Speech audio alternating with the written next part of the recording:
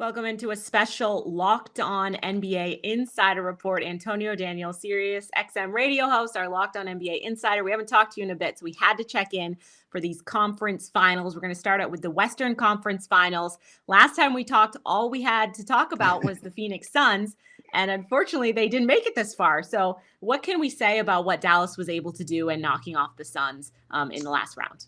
It was surprising. It's not surprising that they knocked off the Phoenix Suns, but the fashion in which they did it. For sure. That was surprising. You don't expect a Dallas Mavericks team to go into Phoenix in game 7 and be up north of 40 points, be up 30 points at halftime. So the fact that they won wasn't surprising. Anytime it goes to a game 7, anything can happen. Phoenix fought all year long to have the best record in the NBA by a landslide for that exact moment. To have game 7 at home, and they had game 7 at home, and Luka and the Dallas Mavericks completely erased them. So it wasn't surprising that they won. The fashion that the Dallas Mavericks did it against that Phoenix Suns team was surprising, though.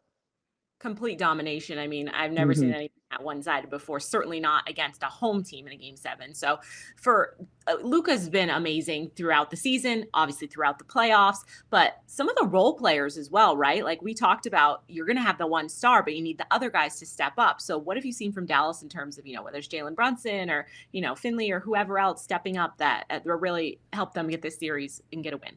Well, for me, Jalen Brunson's that guy. And you can go back throughout the course of history. There are very few teams that you can say had a legitimate Batman with no Robin. You can think of that Dallas Mavericks team with Dirk Nowitzki. You can think of that Houston Rockets team with Hakeem Olajuwon, where clear-cut Batman, no real clear-cut Robin. Right now, Jalen Brunson, to me, is that Robin for the Dallas Mavericks. Obviously, other guys have to play well. Spencer Dinwiddie, Dorian Finney-Smith, Maxi Kleber, Davis Bertans. Some of these other guys have to play well. But this team is completely different when Jalen Brunson is playing at almost an R-star level like he's been during the playoffs. Now, we don't want to discount, obviously, on the other half of this equation, the Golden State Warriors. They've been there, done that 10 times over, right? They got healthy at the perfect time this season. Is that, pedigree, is that experience really carrying them at this point? It's hard to tell. I'll be honest. I haven't been the most impressed with Golden State. They made it to the conference finals, and you give them credit for that. But they didn't play that great against, say, undermanned Memphis Grizzlies basketball team. They did what they were supposed to do, though. They won. They won that series. They got out of that series. So that's the whole point. And sometimes from series to series, the narratives change. So you can be in one series and not play well and then hit the next series and then hit your stride. So basically what I'm going to do is what I'm hoping they're doing. And that is completely erasing the way that they played against the Memphis Grizzlies. And now they're more focused on their next opponent, which is the Dallas Mavericks. Luka's different. Obviously, Ja Morant is Ja Morant, and he got injured. But Luka being that size, with that sort of confidence and his ability to control the game, I think he presents a completely different problem for the Golden State Warriors. It'll be interesting to see the way they choose and defensive scheme around him. Antonio, we talked a little bit about matchups, as you said earlier. How different is this matchup going to be? Obviously, the two teams they faced before were completely different. Now with Dallas facing off against Golden State, what can we predict in this kind of series? You know what's different about this series to me? This is going to be a series of small ball. If you saw the way that the Dallas Mavericks defeated the Phoenix Suns, it got to the point in game 7 where Monty Williams had a difficult time playing DeAndre Ayton when you get down that many so quick. Because what Dallas has done is they've adjusted to the new positionless NBA. They don't really have a center.